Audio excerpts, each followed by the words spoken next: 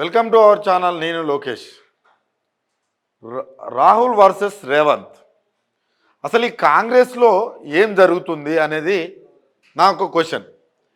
ఎందుకనంటే మీకేమైనా అర్థమైతే మీరు కామెంట్ రూపంలో కూడా తెలియచ్చు. ఎందుకనంటే ఆయన అక్కడ ఉండేమో రాహుల్ గాంధీ మొత్తం హైకమాండ్ అంటే రాహుల్ గాంధీ రేవంత్ రెడ్డి అనేది కూడా అర్థం కావట్లేదు. ఎందుకనంటే రాహుల్ గాంధీ నిర్ణయాలకు పూర్తి వ్యతిరేకంగా రేవంత్ రెడ్డి నిర్ణయాలు తీసుకుంటున్నాడు. మరి ఈ నిర్ణయాలు తీసుకోవడం వెనుక అసలు కారణమే ఉందనంటే అసలు మొదటి నుంచి కూడా ఆ రోజు రేవంత్ రెడ్డి డైరెక్ట్ రాహుల్ గాంధీని పప్పు అన్నాడు. ఈరోజు కూడా అది పప్పే అనుకుంటున్నట్టున్నాడు. ఆయన ఏందిలే నాకు చెప్పేది, ఆ పప్పుగాడు ఏందిలే నాకు చెప్పేది అనుకుంటున్నట్టున్నాడు. ఎందుకు అనంటే ఆయనేమో పార్టీలో చేర్చుకోవద్దని అంటాడు.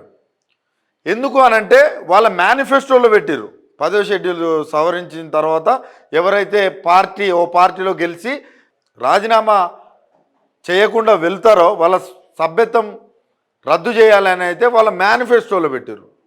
ఇక్కడ ఈయనేమో డైరెక్ట్ ఎలా దానం నాగేందర్ కావచ్చు, రంజిత్ రెడ్డి కావచ్చు, ఇలా వీళ్ళందరినీ కూడా పార్టీలో జాయిన్ చేసుకుంటున్నాడు. అంటే మరి వీళ్ళందరినీ ఆయనేమో జాయిన్ చేసుకోవద్దు, మనం ఒక సవరణ తీసుకొద్దాం, మనం ఒకటి బలమైన సవరణ తీసుకొద్దాం, పార్టీలు మారుతున్నారు అని మేనిఫెస్టోలో పెట్టారు. అసలు వీళ్ళ మేనిఫెస్టో ఎట్లుంటుందంటే ఆకాశాన్ని మీ దోచొట్లో పెడతాం, ఆకాశం చాలా చిన్నది మీకు తెలుసా ప్రజలారా అనేటట్టుగా చేస్తారు వీళ్ళు.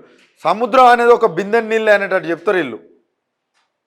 ఎందుకు అనంటే మీరు చూడొచ్చు 6 గ్యారంటీలను ఇక్కడ ప్రకటించి దాంట్లో 6 అంశాలు చేసి మేజర్ అంశాలు వదిలేసి ఏది రుణమాఫీ కావచ్చు అవన్నీ వదిలేసి 2 లక్షల రుణమాఫీ కావచ్చు, 500 బోనస్ కావచ్చు,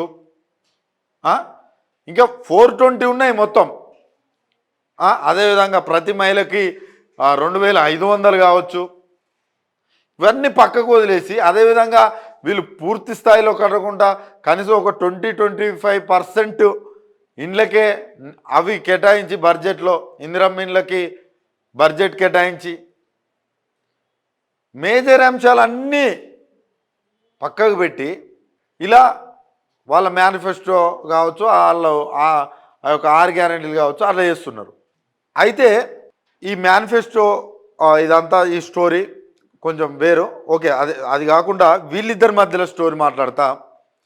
అయితే వీళ్ళు ఇప్పుడు రేవంత్ రెడ్డి ఒకటి చెప్తే రాహుల్ గాంధీ ఒకటి.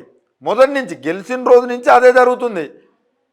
ఆదాని అంబానీనేమో ఆయన అక్కడ మొత్తం భారత్ జోడో యాత్ర అని ఆయన ఆ పేరుతోటి యాత్రలు చేసుకుంటూ వస్తున్నాడు. ఆయన యాత్ర చేసుకుంటూ ఏది భారతదేశ ప్రజలకు ఏదో చెప్పాలని, నేను అది చేస్తా ఇది చేస్తా అని చెప్పాలని ఆయన అనుకుంటున్నాడు. ఆయన ఏదో చెప్తున్నాడు, అవన్నీ తప్పని ఈయన చెప్తున్నాడు. ఆదాని అమ్మాయిని ఆదానికి సంబంధించి 12,000-16,000 కోట్ల పెట్టుబడులు దావోస్ నుంచి రేవంత్ రెడ్డి తీసుకొచ్చినట్టుగా పేపర్ ప్రకటనలలో వచ్చింది. అక్కడేమో మొత్తము బీజేపీలో ఆదాని అంబానీలే కుంభకారులు అయ్యారు, మొత్తం వాళ్ళే మొత్తం డబ్బంతా వాళ్ళ జోబులోకి వెళ్తుంది అని అక్కడ విమర్శిస్తుంటే మరి ఇక్కడ ఎందుకు ఆదాన్ని ఆహ్వానించారంటే రాహుల్ గాంధీ చెప్పిన ప్రతి మాట కూడా రేవంత్ రెడ్డికి ఒక పప్పు రూపంలోనే అవపడుతుంది. ఆయన ఒక ముద్దపప్పు లెక్క అవపడుతున్నాడు, దేనికి పనికిరాని మాటల లెక్క అవపడుతున్నాయి రేవంత్ రెడ్డికి. ఎస్ అనుకోవచ్చు, ఎందుకు అనుకోకూడదు? ఆయన ఒకటి చెప్తే ఈయన ఒకటి చేస్తున్నాడంటే ఈయనే ఉత్తిగానే చిత్తు కాగితం లాగా తీసి పక్కకు పెడుతున్నాడంటే రేవంత్ రెడ్డి ఎంత స్పష్టంగా ఉన్నాడో తెలుసుకోవచ్చు. ఎందుకంటే రాహుల్ గాంధీ అనే వ్యక్తిని లెక్కే చేస్తలేడు.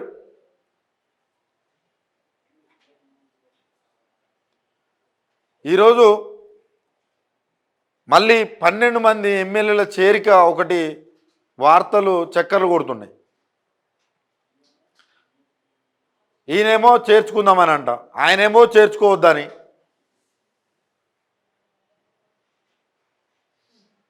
అని మీరు అర్థం చేసుకోవచ్చు.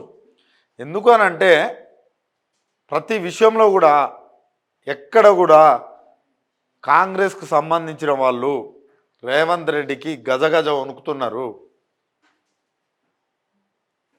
ఎందుకనంటే ఇక్కడ జరిగే పరిణామాలను మొత్తం హైకమాండ్కి చేరవేస్తే ఆయన ఒక సీరియస్ యాక్షన్ తీసుకుంటే అయిపోయే పని.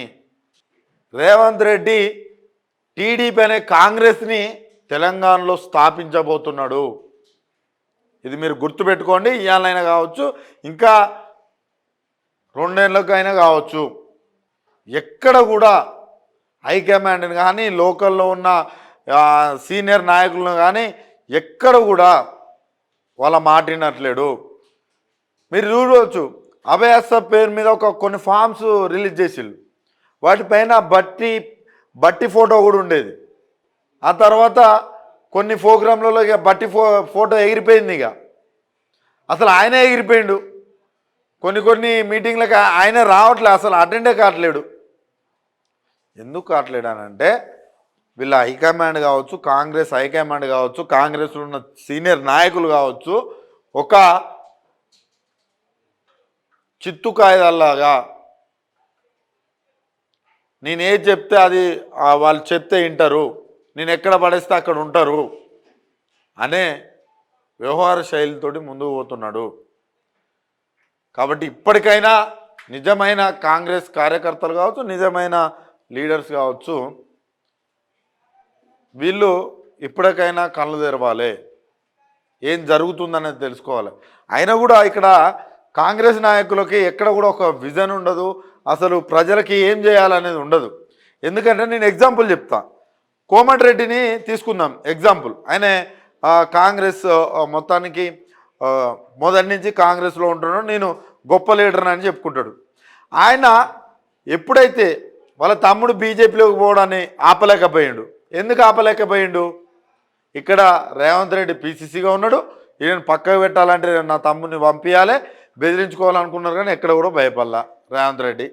సరే, మళ్ళీ బీజేపీకి ఇక్కడ స్కోప్ లేదు అని కాంగ్రెస్లో తీసుకొస్తే పాల్వాయి శ్రవంతి లాంటి ఆడపడుచు ఆమెకు అన్యాయం చేసిర్రు, డిపాజిట్ రాకుండా చేసి ఆమె బీఆర్ఎస్లో పోయింది. ఈ నీచ రాజకీయాలు చూడలేక వాళ్ళు మొదటి నుంచి కాంగ్రెస్లో ఉన్నవాళ్ళు ఆ రోజు ఎవరికో ఫోన్ చేసి మా తమ్మునికి ఓటేయ అనడం. అంతెందుకండి, నా రైట్ హ్యాండ్ ఆయన ఒక పాట కూడా రాపించుకున్నాడు. తన కొడుకు చనిపోతేనే చెల్లించని మనసు బొడ్డుపల్లి శ్రీను చనిపోతే చెల్లించింది అన్నాడు. ఆ బొడ్డుపల్లి శ్రీను హత్యకు కారణం ఎవరనంటే వేముల వీరేశం అని పెద్ద ఆరోపణ చేసిర్రు, స్టేజ్ల మీద మాట్లాడిర్రు. కానీ ఈరోజు అదే వేముల వీరేశాన్ని పార్టీలో చేర్చుకొని ఆ పార్టీలో చేసుకుంటున్నప్పుడు కూడా బొడ్డుపల్లి శ్రీను వాళ్ళ వైఫ్ అదే నల్గొండ క్లాక్ టవర్ దగ్గర ప్రతిసారి ధర్నా చేసింది. అయినా కూడా పట్టించుకోకుండా ఆయన చేర్చుకొని ఆయన ప్రచారంలో తిరిగి ఆయనను గెలిపించుకున్నారు నాకిరకాల్లో. కాబట్టి ఇప్పుడు అందులో మేము కాంగ్రెస్ వాళ్ళము అని చెప్పుకుని తిరిగే వాళ్ళు ఎవరైతే ఉన్నారో వాళ్ళు తప్పులు చేశారు. కాబట్టి వాళ్ళు ఈరోజు భయపడాల్సిన పరిస్థితి వచ్చింది. అవును కదా, నువ్వు ఆ రోజు అలా ఆరోపించిన మరేంటి ఈరోజు అని అంటే పరిస్థితి ఏంది? ఇక్కడ ఓన్లీ ఒక రాహుల్ గాంధీనే కాదు, తెలంగాణలో ఉన్న ఏదైతే సీనియర్ నాయకులు కావచ్చు అందరినీ కూడా రేవంత్ రెడ్డి పక్కకు పెడుతున్నాడు. ఇప్పుడు టీడీపీ నుంచి ఏదైతే ఎవరైతే ఉన్నారో ఎవరు నందమూరి ఫ్యామిలీ నుంచి సుహాసిని చేరిందో ఇంకా చాలా పరిణామాలు చూస్తుంటారు ఈ 5 ఏళ్లలో. కానీ తస్మాత్ జాగ్రత్త, తెలంగాణ ప్రజలు ఊరుకునేది లేదు. మళ్ళీ ఇక్కడ టీడీపీ అనే వర్డ్ వస్తే మాత్రం ఊరుకునేది లేదు. 2014లో మేము ఓడించారు, 2018లో ఉత్తమ్ కుమార్ రెడ్డి వెనక కూర్చొని చంద్రబాబు నాయుడు ముందట కూర్చోబెట్టి హైదరాబాద్లో ప్రచారం చేసిన ఆ ఎఫెక్ట్ ఎంతవరకు చూపెట్టిందో కూడా మీకు తెలుసు. కాబట్టి తస్మాత్ జాగ్రత్త. మేము అధికారంలో ఉన్నాం, మేము ఏది చేసినా నడుతుంది అనుకుంటే నువ్వు అధికారంలో ఉండొచ్చు, అధికారం శాశ్వతం కాదు, అధికారం ఎవడబ్బా సొత్తు కాదు. ఇవాళ నువ్వు ఉంటావు, రేపు ఇంకోరు వస్తారు. కానీ తెలంగాణ ఆత్మగౌరవం అనేది చాలా ఇంపార్టెంట్. కొట్లాడి తెచ్చుకున్నాం, ఒక్కొక్కరిని తరిమి తరిమి కొట్టి తెచ్చుకున్నాం తెలంగాణ, తరిమి తరిమి కొట్టి తెచ్చుకున్నాం తెలంగాణ.